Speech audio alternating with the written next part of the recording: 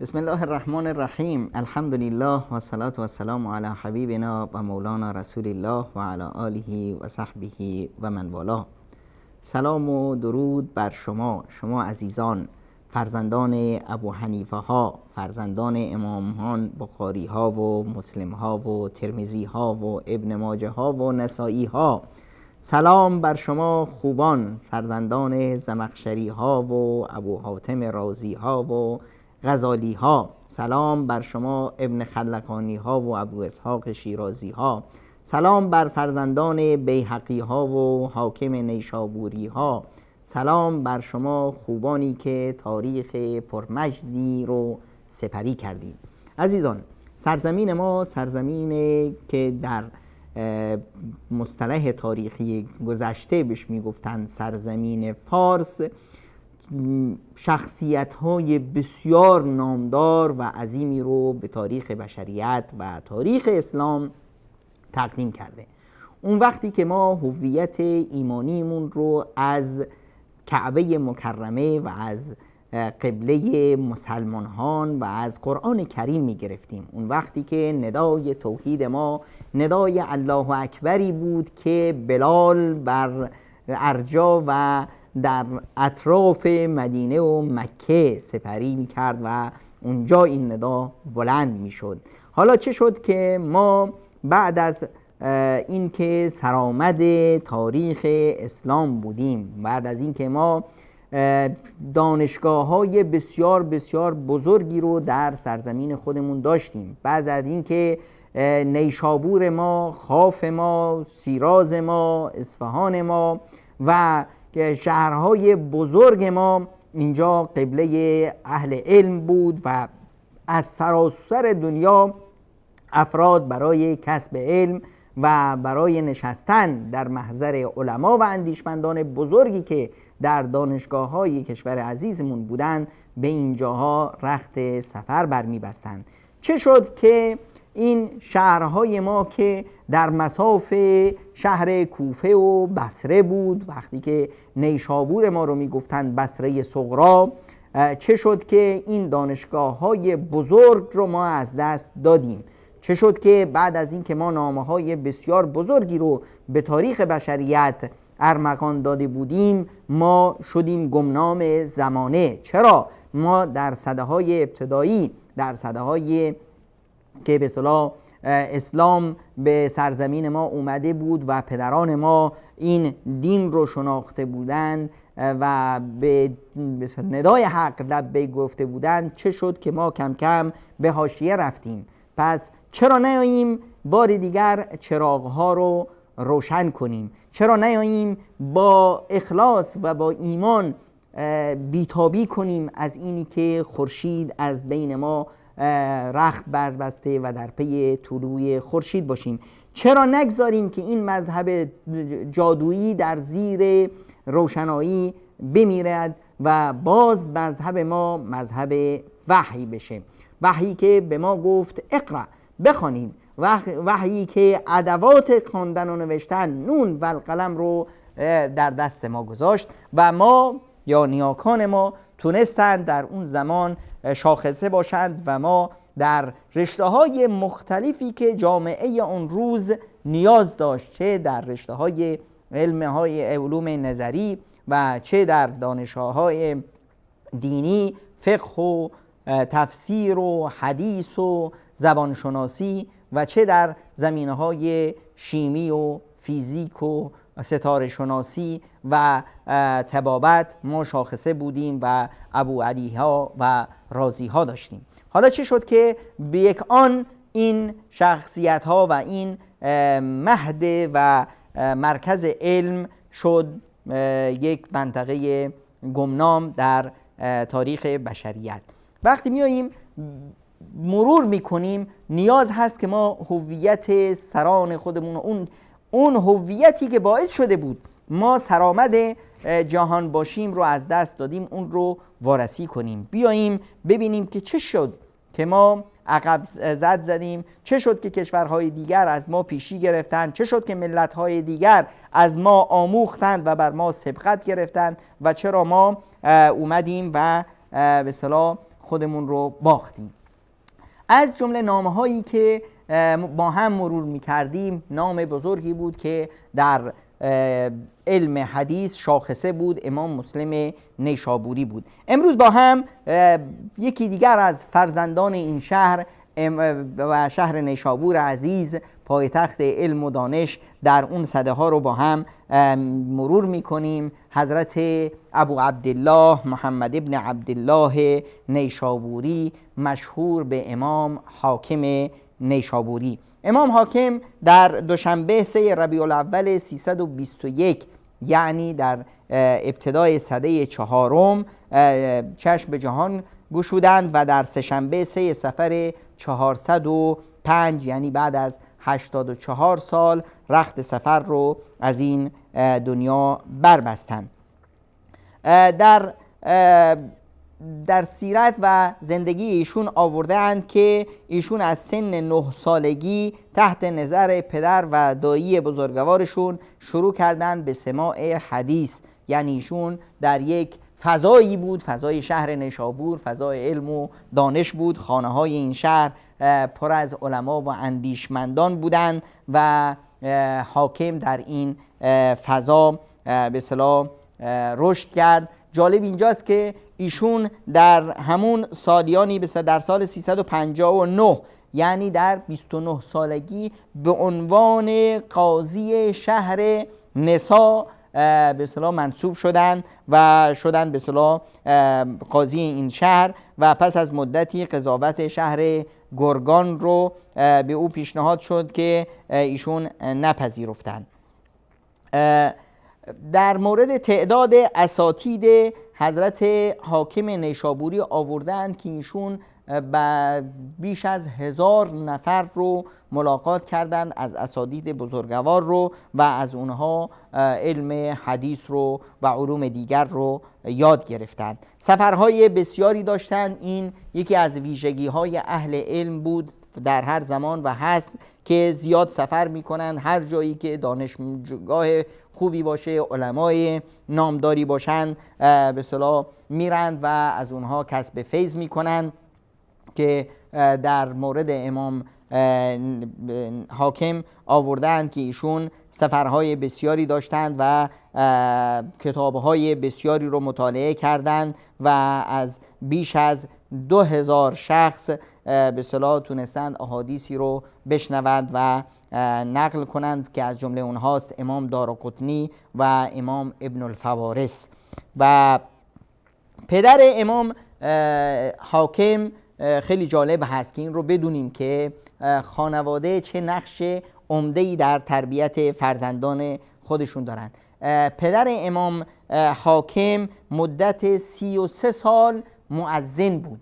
مدت 33 سال مؤذن بود. 3 بار حج کرده بودند، یعنی 3 بار در یک دانشگاه سیار که مدت زمان طولانی رو در سفر هست، با همراه با علما و اندیشمندان و متقیانی که خانه و کاشانه و همه چیز رو رها کردند، سفر طولانی حج رو در پی میگیرند که در اون زمانها سفر به حج تقریبا چندها ماه به طول می انجامید. وقتی می رفتند به حج، خب اونهایی که چندین ماه رو در سفر بودند و در عشق رسیدن به خانه خدا، وقتی که به کعبه معظمه می رسیدند به سادگی نمیتونستند از اونجا جون بکنند و مدت زمان طولانی رو، احیانا بیش از سالی رو در مکه سپری می کردند تا باز آماده می شدند و راه دیار خودشون می شدند. ایشون 3 بار حج کرده بودند پدر امام حاکم و در 22 غزوه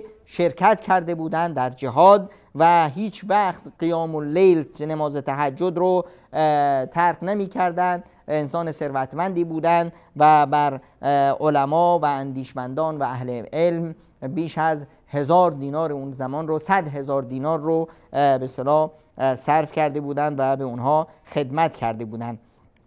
امام حاکم پدرشون در محضر امام احمد ابن حنبل و امام مسلم نیشابوری حضور رسونده بودند و امام حاکم وقتی که 18 ساله بودند پدرشون وفات کردند.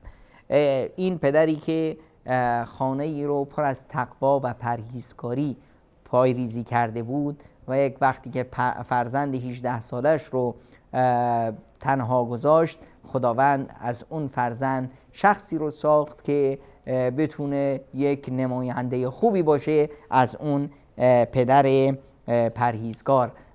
در واقع امام حاکم نتیجه و ثمره صلاح و نیکوکاری پدرشون هستند. در تاریخ نیشابور اومده که ان والده کان من الصالحین و ذی مکانة عالیة بین اهل العلم، که پدرش یک انسان بسیار وارسته و پرهیزکاری بود و در بین علما و اندیشمندان از جایگاه بسیار ویژه‌ای برخوردار بود. امام حاکم در احادیث پیامبر اکرم صلی الله علیه و سلم و در جرح و تعدیل شاخصه بودند و تونستند به جای خوبی برسند. ایشون در کتاب‌های بسیار زیادی رو به ارمغان گذاشتن که بیش از 20 اندی کتاب هنوز هست و در دسترس هست. در کتابخانه‌های اسلامی شما اون رو میتونید تهیه کنید. کتاب 40، کتاب امالی العشیات، العمالی، تاریخ نیشابور، کتاب دعا و کتاب مناقب امام شافعی و معرفت علوم حدیث و غیره و غیره.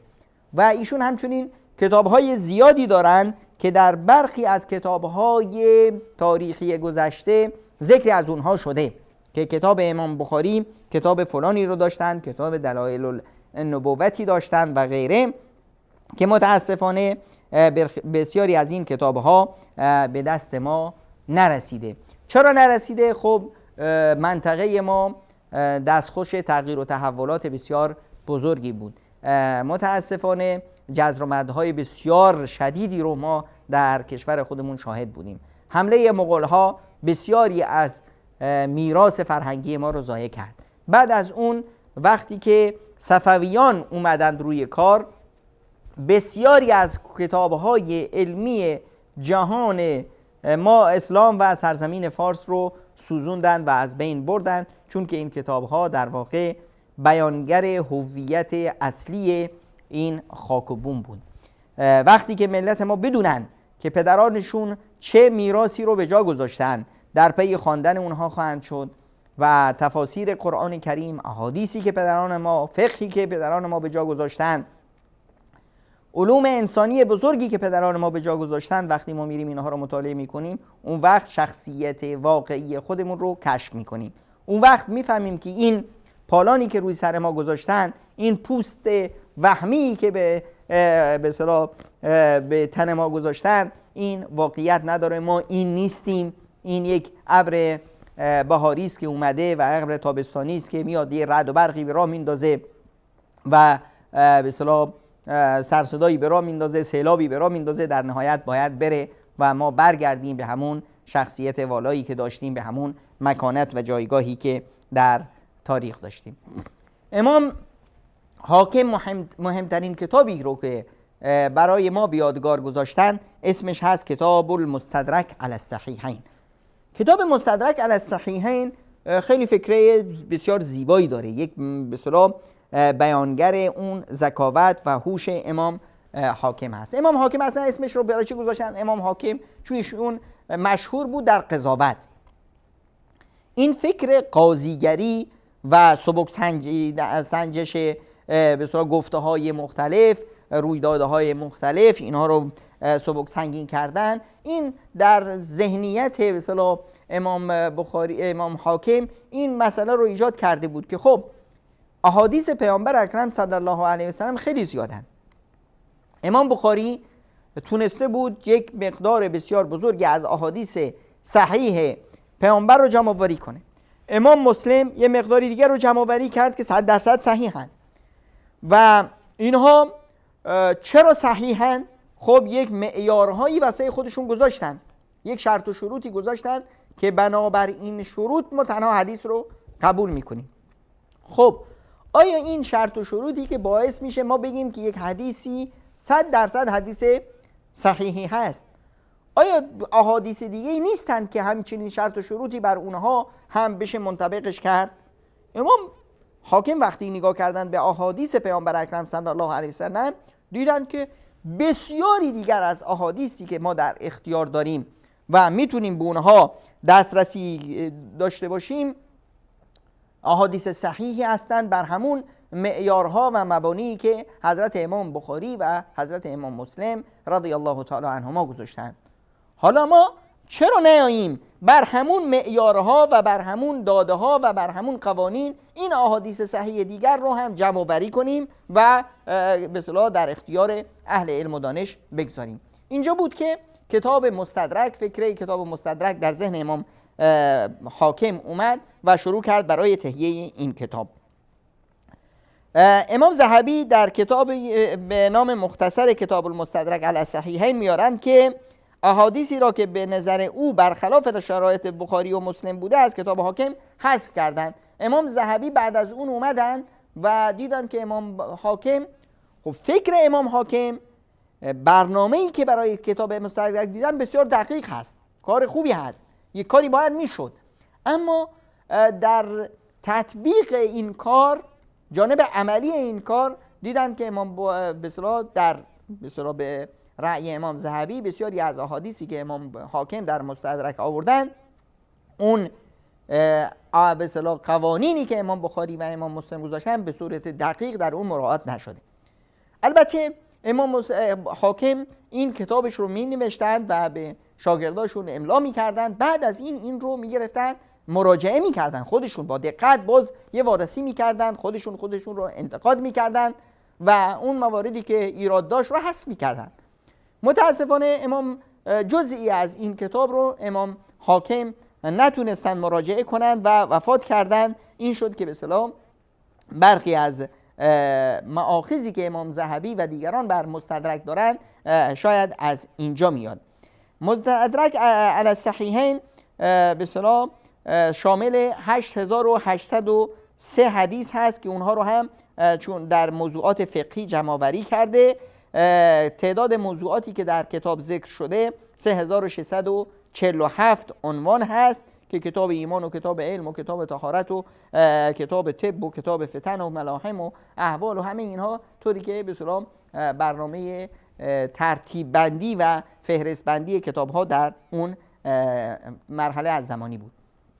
از جمله چیزهایی که قابل ذکر هست در کتاب مستدرک اینی که امام مستدرک حتی در قضیه صحابه رسول اکرم صلی الله علیه و سلم، صحابه پیامبر رو میاد به 10 طبقه تقسیم میکنه و میفرمایند که همه صحابه مثل هم نیستند.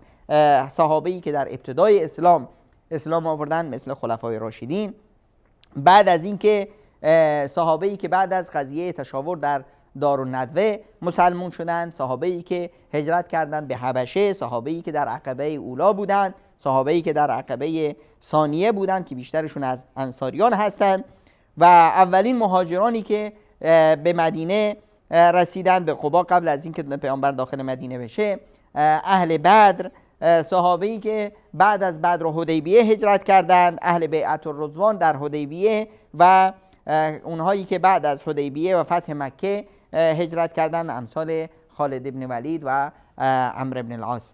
به این صورت دسته‌بندی میکنه صحابه پیامبر اکرم صلی الله علیه و سلم رو. علما و اندیشمندان در مورد امام حاکم چی میگن؟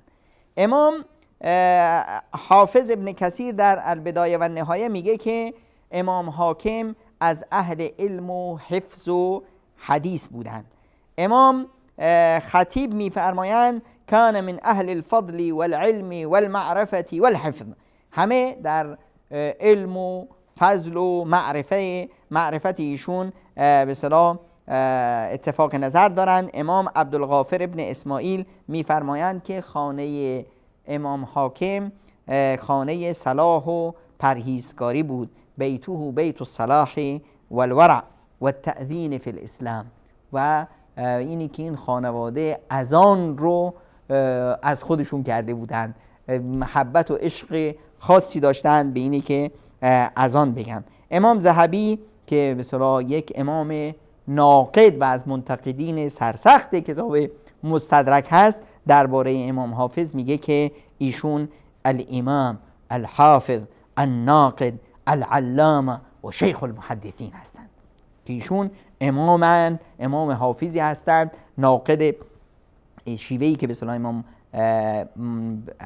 حاکم رو برتری میده بر خیلی از علما، اینی که یک انسان بسیار ناقد بودند که همون به اصطلاح حالت قضاوتی که در محکمه و قاضیگری انجام دادن همین صفت رو در علم هم پیروی میکردند، واسه این در نقد و انتقاد بسیار چیره دست بودند، علامه زمانشون بودند، شیخ المحدثین بودند. این بیانگر به اصطلاح یکی دیگر از شخصیت‌های تاریخی ماست، یکی از انسان‌هایی که سرزمین فارس اون رو به جامعه بشریت تقدیم کرده، امام حاکم که در 3 صفر 405 موافق با 2 اوت یا آگوستوس 1014 میلادی بعد از 84 سال زندگی جان رو به جان آفرین تقدیم کرد. این ستاره دیگری است از ستاره‌های درخشان و از بچه‌های نشابور خودمون که نیاز هست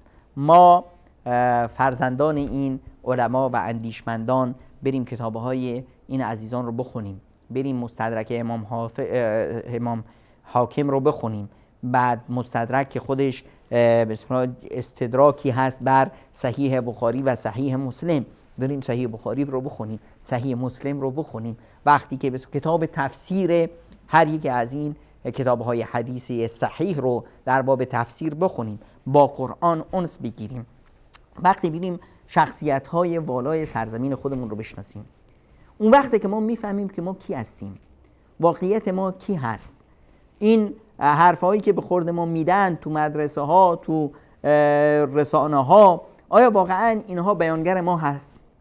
آقا ما این پوستین جدیدی که به ما گذاشتن، روی ما گذاشتن، که یک جامعه بزرگ رو ما تیکه پاره کردیم، مایی که یک سرزمین واحد داشتیم، مایی که با تمام قومیت‌های مختلف خودمون، با زبان‌های مختلف خودمون، با فرهنگ‌های مختلف خودمون با هم انصدام داشتیم، چه شده که امروز با هم قهریم؟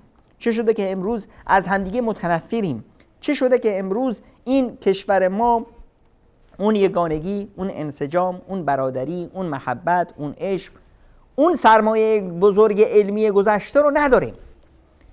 وقتی برمیگردیم میبینیم که نه، ما کلا راه رو با چاه اشتباه گرفتیم. ما داریم در یک مسیری حرکت میکنیم که با مسیر اهدنا الصراط المستقیم در تضاد هست. ما اومدیم قبلمون رو از مکه مکرمه کشوندیم آوردیم به چی؟ به کربلا و نجف. پس ما با اون صدای ایمان، صدای اقرأ، صدای نون و القلم در جنگیم. ما اونها رو درک نکردیم. اینجاست که میایم فکر میکنیم میبینیم که بله، ما راه رو به ترکستان بردیم، به جای اینکه به طرف ما، به جای اینکه بریم امروز به سوی دانشگاه بچه‌هامون رو ببریم به سوی دانشگاه، میبینیم که بچه‌هامون رو میبریم به سوی موزه، به جای اینکه بخوایم برای جامعه بشری ما یک چیز نوینی رو تقدیم کنیم، میریم کنکاش میکنیم در تاریخ، مرده ها رو از زیر قبر در میاریم، کفناشون رو هر سال و هر روز عوض میکنیم، میگیم که نمیدونم چله فلانی، میگیم که نمیدونم سال روز شهادت فلانی، مرگ فلانی و علانی به سر صورت خودمون میزنیم. پس ما یک مشکلی داریم و یک مشکل بسیار عمده‌ای داریم که چطور خودمون رو اصلاح کنیم، چطور بیاییم و جامعهمون رو اصلاح کنیم، چطور خودمون رو بشناسیم، ما کی بودیم و به کجا داریم میریم و مسیرمون رو چطور باید مشخص کنیم. اینی که ما نیاز هست که خودمون رو بشناسیم و شناخت خودمون اینه که تاریخ خودمون رو بشناسیم.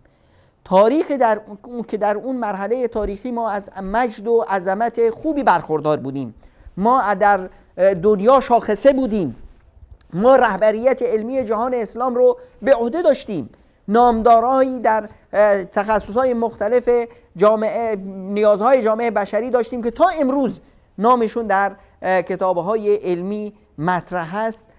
ما اون شخصیت ها رو گم کردیم، اون تاریخ رو گم کردیم. در واقع ما خودمون رو گم کردیم. در واقع ما یک پوستین جدید دروغینی که برای ما بافته شده بود و بر ما تحمیل شد با زور بازوی صفویت، اون رو قبول کردیم و اینچنین ما از بین رفتیم و در حاشیه افتادیم. حالا راه حل چیه؟ راه حل همینه که ما برگردیم و کتاب‌ها و میراث بزرگی که نیاکان ما برای ما گذاشتن، این رو با هم بخونیم، مرور کنیم، علم و اندیشه‌ای که نیاکان ما برای ما به جا گذاشتن اون رو مرور کنیم، مراجعه کنیم و هویت اصلی خودمون رو دریابیم. چه چیزی باعث شد که ما شاخصه بشیم در اون مرحله زمانی، اون رو کشفش کنیم. چه چیزی که باعث شد که ما رو به سوی علم و دانش تشویق کنه، اون رو در بیابیم.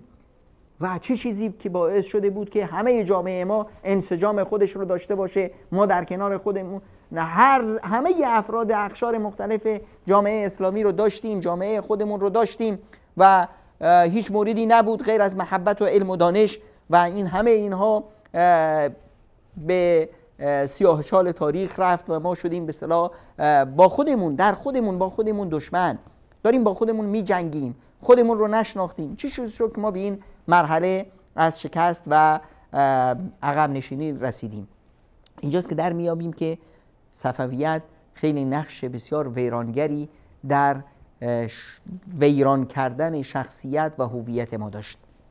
ما رو به جای اینی که بیاد بسازه و ما رو با قرآن انس بده، ما رو از قرآنی که مصدر هدایت ما و مصدر رشد و ترقی و تعالی ما بود، قرآنی که ما رو تشویق میکرد به علم و دانش، ما رو تشویق میکرد به اینی که بزرگترین و شاخصه های تاریخ علم و دانش منطقه و جهان باشیم، ما رو از قرآن کند، ما رو گذاشت به جای اینی که رابطه ما با خدامون باشه، شدیم ما اسیر یک مجموعه انسانهای مذهب تراش که اونا می اومدن برای ما مزار می تراشیدن، برای ما امامزاده می تراشیدن، بعد خودشون اون رو به اصطلاح صدنه های اون می شدن و ما مجبور بودیم به اصطلاح دنبال اونا را بیفتیم و حرف اونا رو بگیریم و به این صورت ما شدیم اجیر و برده یه مشت انسانهای مذهب تراشی که تونسته بودن به اصطلاح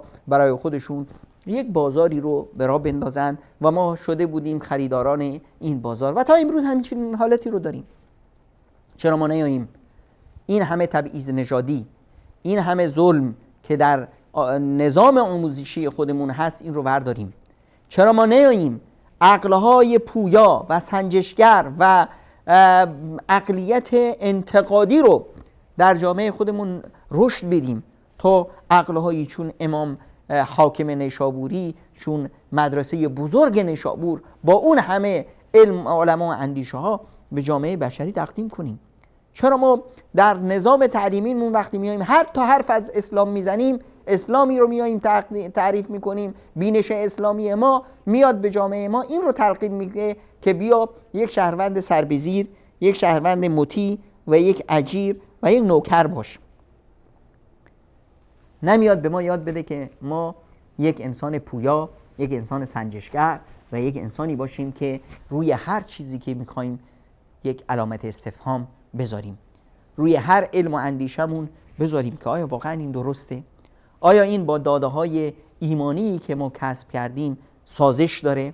این کاری که امام حاکم کردن، امام حاکم اومدن دیدن که احادیث رسول اکرم صلی الله علیه و سلم چقدر زیادن، چرا ما بیایم اینها رو فقط در صحیح مسلم و صحیح بخاری اکتفا کنیم به اینها؟ چرا بقیه کتاب‌های صحیح و احادیث صحیح رو جمع آوری نکنیم؟ این ذهنیت امام به اصطلاح حاکم و این عقلیت امام حاکم یک انفجار بزرگ علمی رو در جامعه به وجود آورد که ما بعد از اون می‌بینیم که خیلی از کتاب‌های دیگه صحاح نوشته شد و در سده‌های بعدی به اصطلاح علما و اندیشمندان اونها رو جمع کردند و علم حدیث و پویایی در علم حدیث و مراجعه سند حدیث تا به امروز هم جریان داره. پس این یک عقل پویا، یک عقل انتقادگر که جامعه ما در اون روز به اون افتخار میکرد و اون رو به صورت تونسته بود کسب کنه، چرا ما امروز نیاییم این عقل پویا و این عقل انتقادگر رو در جامعه خودمون رشد ندیم؟ ما نیاز هست که جامعه خودمون رو دوباره بشناسیم. ما نیاز هست که هویت خودمون رو دوباره بشناسیم تا بدونیم ما کی هستیم، کجا میخوایم بریم، کجا باید بریم، چه باید باشیم. این نیازمند این هست که یک گذری داشته باشیم به تاریخ خودمون و بتونیم خودمون رو بازشناسی کنیم و بتونیم با تاریخ خودمون یک انس و رابطه جدیدی رو برقرار کنیم. این امکان پذیر هست و باید هم صورت بگیره و در حال شکل گیری هست الانی که فضای آموزش برای همه جوانای ما، نوجوانای ما باز هست و نمیشه الان نوجوان رو گولش زد. الان دیگه اون وقتی نیست که ما بتونیم با زور جامعه رو منحرف کنیم. الان جامعه جدید ما، نسل جدید ما در حال شناخت خودش هست و این شناخت به زودی تحقق پیدا میکنه و همه نوجوانهای ما با عقل پویایی که دارن الان علامت استفهام میذارن روی هر قضیه‌ای که به اونها داده میشه و میخوان که اون رو کشفش کنن. و این سلسله برنامه‌های ما نامآوران سرزمین فارس هم در همین راستا میخواد که به نسل جدید و به نسل قدیم این یادآوری رو بکنه که بسیاری از مسائلی که به خورد ما داده شده، این هویت وهمی که برای ما ساخته شده، این قابل تغییر هست و باید اون رو تغییرش بدیم و انشاءالله این تغییر به زودی به جامعه عمل پوشیده خواهد شد.